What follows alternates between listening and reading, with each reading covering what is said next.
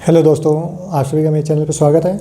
आज हम NEET preparation के दौरान हमें क्या क्या चीज़ फेस करनी पड़े, जैसे कई बच्चे ऑनलाइन पढ़ते, कई बच्चे ऑफलाइन पढ़ते हो, स्टडी पैटर्न क्या होना, स्टडी टाइमिंग क्या रखें, स्टडी का कैसे माइंडसेट रखें और स्टडी के लिए हमें क्या क्या चीज़ को प्रीफर करना चाहिए जिससे हमारा सिलेक्शन जल्दी हो सके, उस पर अपन चर्चा करते हैं। फर्स्ट ऑफ कोर्स, आप स्टडी ऑनलाइन करते हो या ऑफलाइन, वो आपकी मर्ज़ी की। आपकी ऑनलाइन ज़्यादा स्टडी होती है या ऑफलाइन ज़्यादा स्टडी होती है। देखिए, अपन एक चीज़ देखते हैं कि ऑनलाइन स्टडी में क्या होता है कि अपन जैसे फ़ोन से अब फ़ोन या लैपटॉप या टैब से अपन स्टडी करते हैं, तो उस दौरान क्या होता है कि अपन जब स्टडी करते हैं ना, तो अब जैसे किसी दोस्त का मैसेज आ गया या किसी ने कॉल कर दिया, जाए खेलने चलते हैं क्या, या फिर किसी और का कॉल आ गया, रिश्तेदारों का कॉल आ गया, उससे अपन उस स्टडी करने के टाइम अपन जो फोकस होता है अपन उससे भटक जाते हैं, यानी डिस्ट्रैक्शन हो जाते हैं। तो ये चीज़ उस पर डिपेंड करती है। और इस ऑनलाइन स्टडी का एक बढ़िया और काम ये है कि ऑनलाइन स्टडी के दौरान अपन कोई टॉपिक अपन स्टडी कर रहे हैं, अपन उसको देख रहे हैं, तो अपन को एक बार में समझ नहीं आता, तो अपन उसी टाइम उसे वापस जाके अपन वापस उसकी स्टडी कर सकते, उससे ब्रेक लेके। तो उस मतलब एक ही टॉपिक अपन बार बार ऑनलाइन में स्टडी कर सकते हैं, तो इसलिए मतलब ऑनलाइन स्टडी भी बेटर है। और ऑफलाइन स्टडी में क्या होता है, अपन डायरेक्ट टीचर्स के, अपने क्लासमेट्स के, अपनी कंपटीशन जिनके साथ हो रहा है उनके डायरेक्ट कांटेक्ट में रहते हैं, जिससे कंपटीशन में बहुत ज़्यादा फ़ायदा होता है। कंपटीशन करते हैं अपन। ऑफलाइन में क्या होता है कि आज मेरे इतने मार्क्स हैं, तेरे इतने मार्क्स हैं, अगली बार मैं तेरे से ज़्यादा मार्क्स लाऊंगा, ये सब बातें चलती रहती है दोस्तों में। और क्लास में मतलब एक दूसरे के साथ कंपटीशन बहुत अच्छा तरीके से चलता है, जिससे अपन मोटिवेट रहते हैं स्टडी करने के लिए। और ये ऑफलाइन में ये बेनिफिट होता है।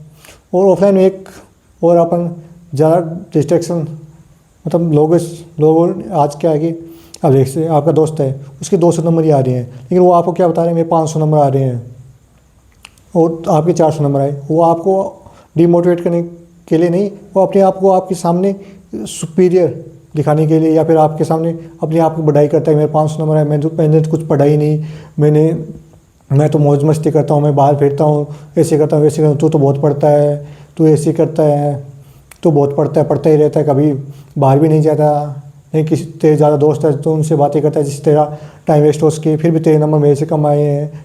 ऐसे बहुत से बच्चे कहते हैं। लेकिन क्या होता है कि वो आपको तो ऐसे कहते हैं, लेकिन रियलिटी में बहुत सारे बच्चे ऐसे भी हैं जिनके नंबर 100-200 भी आ रहे हैं और आपको 500 बता के आपको डिमोटिवेट करते हैं।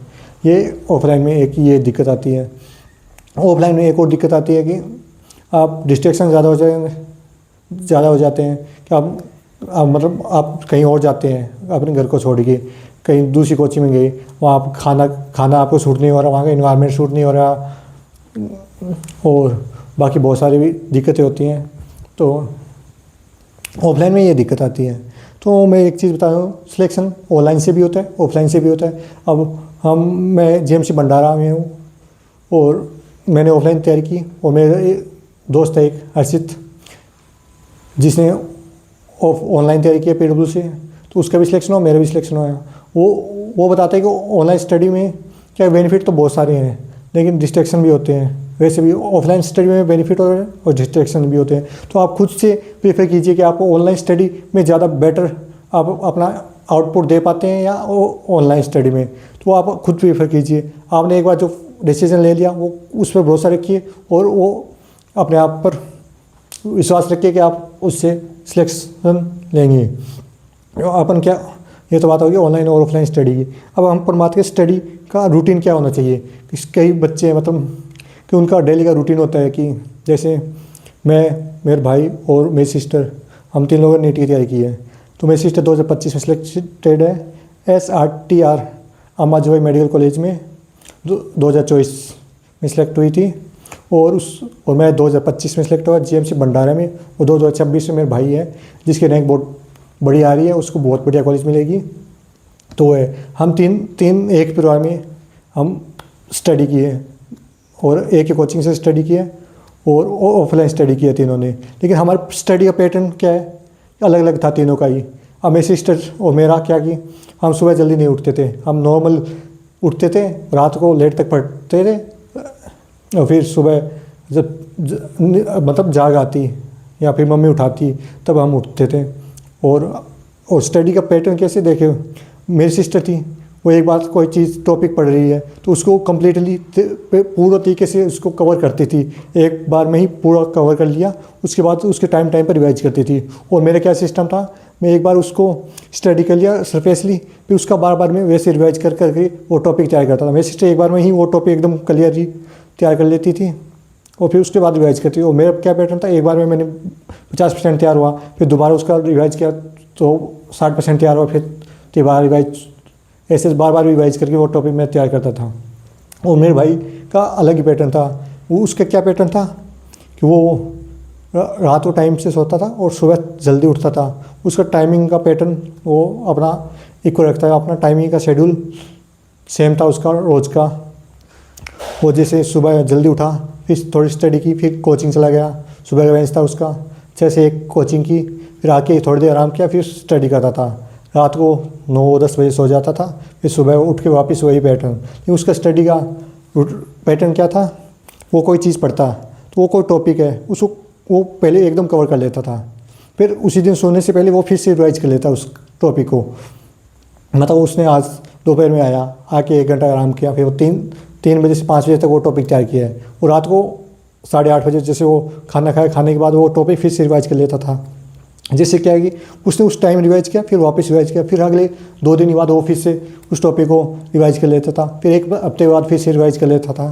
तो ये सबसे बेटर यही है कि आप वही टॉपिक है वो आज आपको तैयार करना है, तो वो टॉपिक आप आज तैयार करने के लिए आप उसको एक बढ़िया तरीके से उसके सारे कॉन्सेप्ट, उसकी सारी थ्योरी, सारे कॉन्सेप्ट, सारे जैसे MCQ आता है उसके 1 लाइन क्वेश्चन अपन कैसे बन सकते हैं वो देख लिए, उसको तैयार कर लिए बढ़िया तरीके से, तो हो गया। तो उसके बाद क्या थे, उसने एक बार मैंने तैयार कर लिया, फिर रात को सोने से पहले उसको एक बार फिर से, मतलब ऐसे नहीं कि अपन वापस वैसे रिविजन करने लगे एक चीज़ को, नहीं, एक बार गो थ्रू हो जाइए कि इस टॉपिक में अपन ये चीज़ पर इसमें ये इंपॉर्टेंट है और ये सिस्टम है।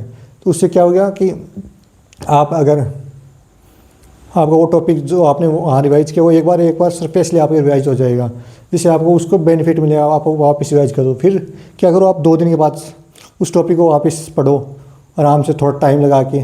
अब ऐसे नहीं कि आप रिवाइज करें तो 5 मिनट में रिवाइज करते, नहीं, आपने फर्स्ट टाइम उसको जैसे 4 घंटे में तैयार किया है वो टॉपिक, तो अगली बार आप पढ़ो तो रिवाइज करो तो उसको 2 घंटे में तैयार हो गया, तैयार कर लो।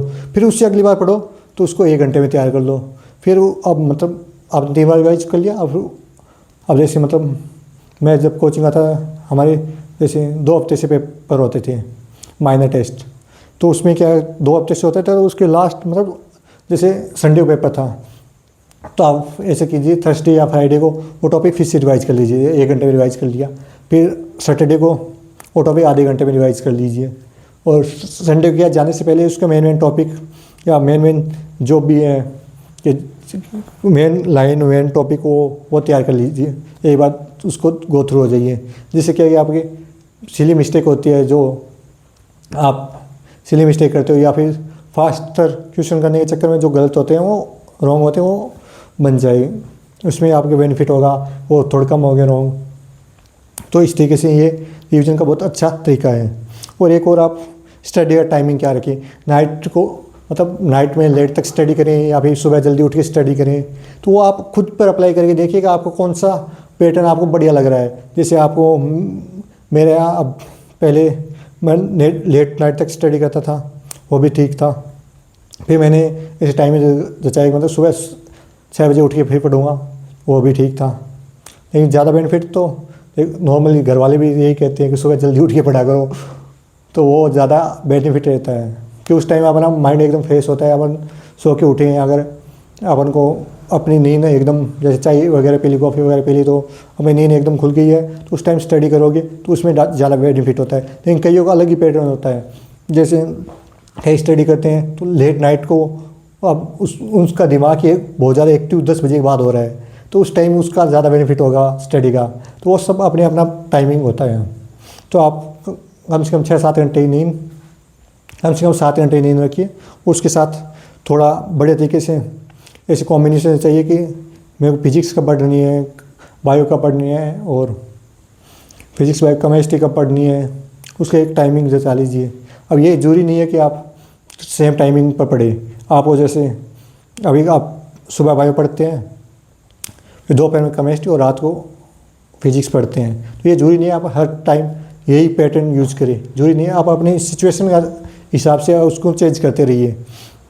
और अपन देखते हैं एग्ज़ाम पैटर्न एमसीक्यू वाला एग्ज़ाम पैटर्न है, तो इसमें क्या इजी क्वेश्चन भी आते हैं, हार्ड क्वेश्चन भी आते हैं और मीडियम क्वेश्चन भी आते हैं। तो आप हर चीज़ की प्रैक्टिस कीजिए कि हर जैसे भी क्वेश्चन आए, जैसे हार्ड क्वेश्चन आए तो उसके हार्ड क्वेश्चन की आप प्रैक्टिस कीजिए।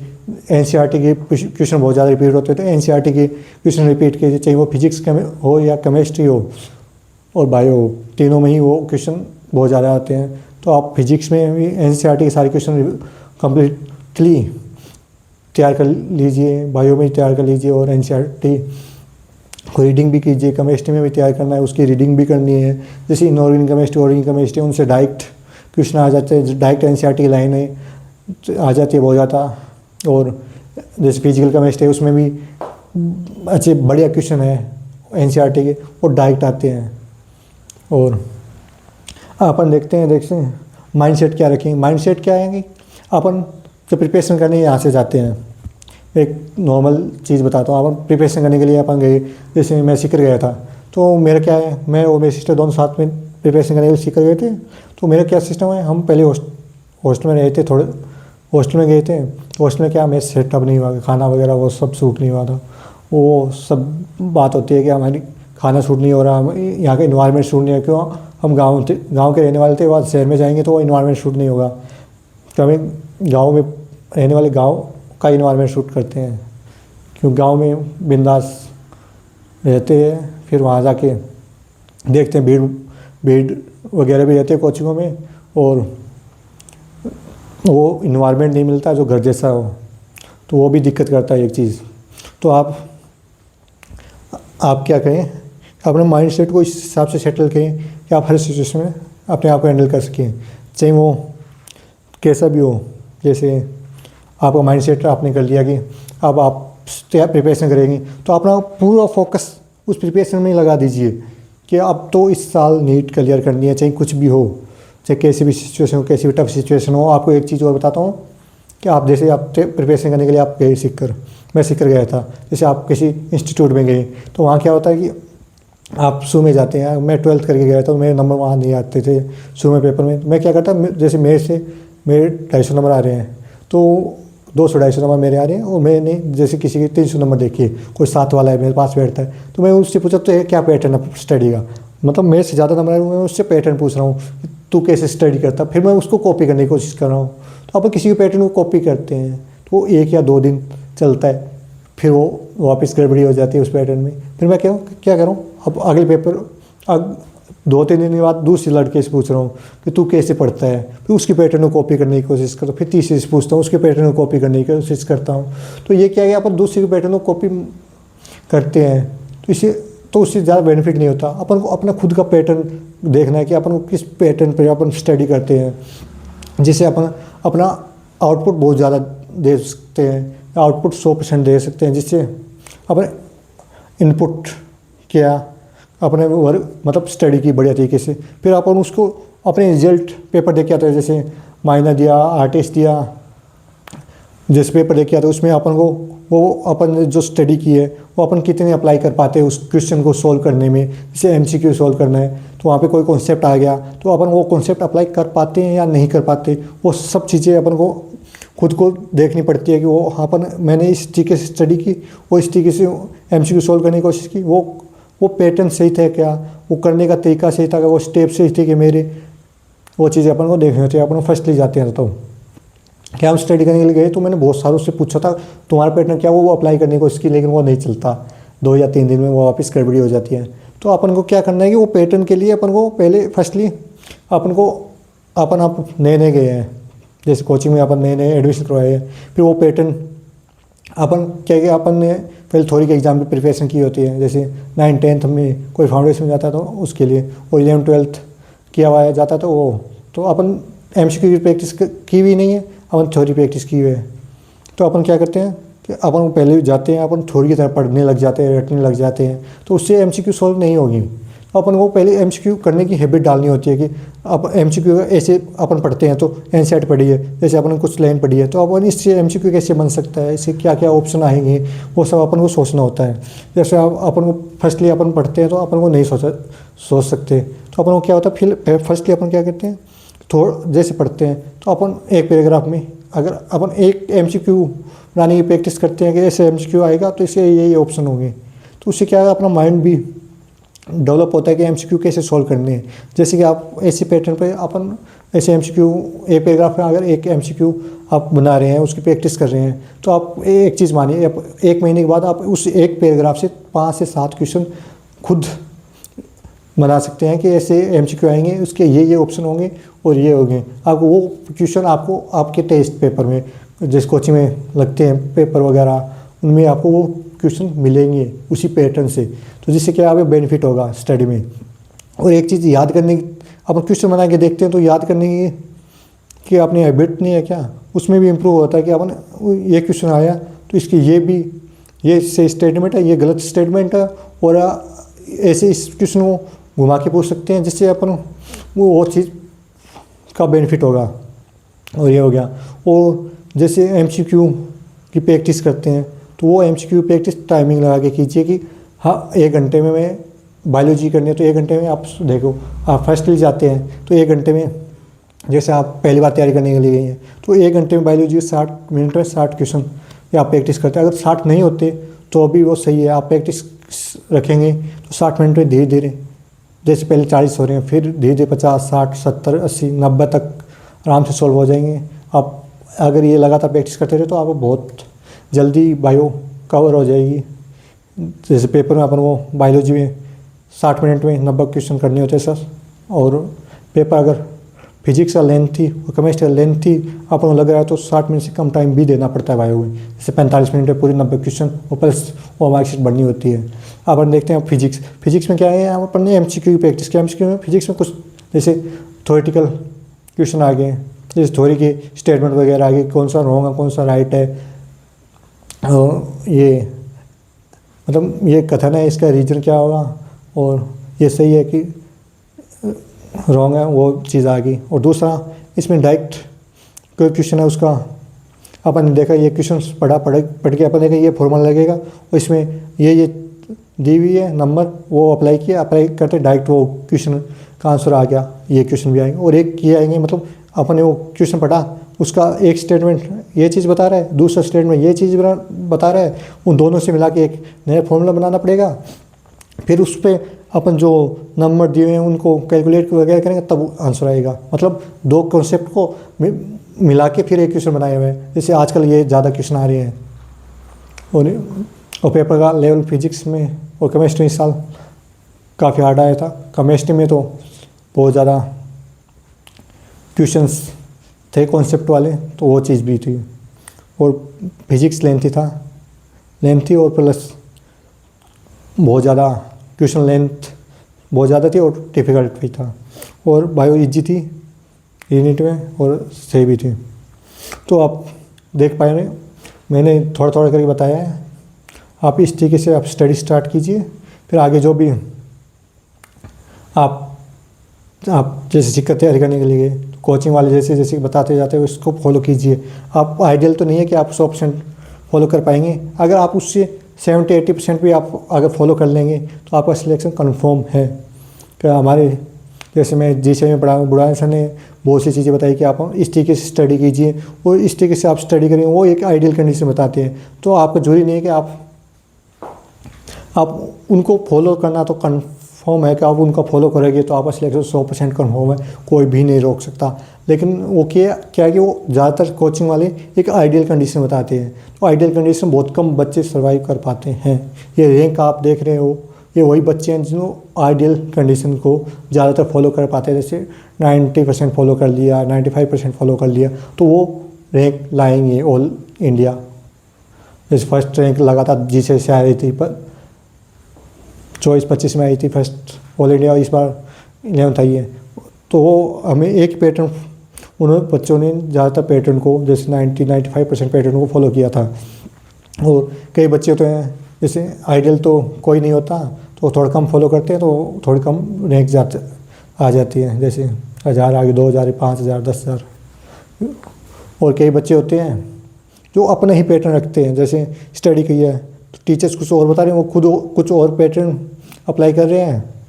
उससे क्या कई बच्चे होते हैं मतलब आज टीचर ने कोई टॉपिक पढ़ाया है उसको रिवाइज कर लिया पहले, फिर उसको अपने हिसाब से, अब टीचर कह रहे हैं आज ये रिवाइज करना है तो वो उस दिन रिवाइज नहीं करते, वो उन्होंने खुद का पैटर्न बना रखा है कि आज मैं ये। अब एक चीज़ मैं बताता हूँ, देखो कि मेन चीज़ क्या है इसमें, study plus revision. Main focus revision पर होता है, आप कितना रिवीजन कर पाते हो नीट में। अगर जितना ज़्यादा आप रिवीजन करोगे, उसकी क्वेश्चन प्रैक्टिस करोगे और छोटी छोटी चीज़ों पर आप फोकस करोगे तो आपको बहुत बेनिफिट होगा और आप अपने आप को इम्प्रूव करोगे, जिससे आपका सिलेक्शन कन्फर्म हो, आप अच्छी रैंक हो और अच्छी कॉलेज में जाए। तो मेन चीज़ क्या होती है, पहले आप गए तो आप स्टडी करते हैं तो आपने पहले कोई आज टीचर ने क्लास से पढ़ाया है, अब फर्स्टली क्या होता है कि आपको उसमें कोई डाउट है तो वो आप उसी टाइम टीचर से पूछे, या फिर आप जैसे जी में था कि लंच बीच में ब्रेक रख देते थे 5-10 मिनट का, जिसमें आपको कुछ खाना हो तो वो खा भी सकते हो और पानी वगैरह पीना हो वो कर लो। तो उसमें क्या है, एक वही सेम टीचर बाहर आके क्लास रूम से बाहर एक टेबल वगैरह होती तो वहाँ बैठ जाते थे और आपको जो भी डाउट हो वो पूछ लेते थे बच्चे। तो उसमें क्या है, सेम क्लास में कोई डाउट नहीं पूछ सका, वो वहाँ जाके पूछ लिए, जिससे क्या है वो डाउट उसी दिन क्लियर हो जाए। तो आप वो डाउट क्लियर कीजिए, फिर डाउट क्लासेस भी लगते हैं तो वहाँ कवर कीजिए। आप फर्स्टली क्या है, वो आज टीचर ने पढ़ाया, आपको कोई डाउट है वहाँ उसी क्लासरूम में तो आप पूछ लिया, या फिर वहाँ बाहर जाके पूछ लिया, ठीक है। उसके बाद आप क्या करो, आप घर पे आए उसको रिवाइज कीजिए, उसके MCQ जितने आज कोई टॉपिक पढ़ाई चाहिए 4 पेज हुए और उस 4 पेज जितने MCQ बनते हैं उसकी प्रैक्टिस कीजिए।